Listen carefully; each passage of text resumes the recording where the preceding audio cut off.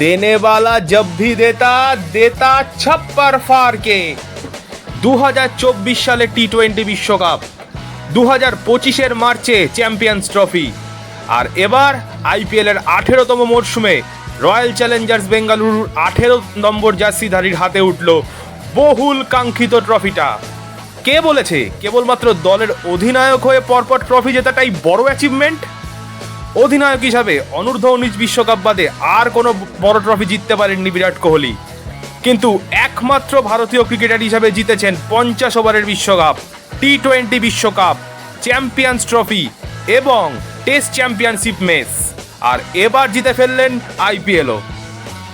জেতার আর কিছুই বাকি থাকলো না, যদিও মঙ্গলবারের মেগা ফাইনালে এটা সম্ভব হলো একজনের জন্যই।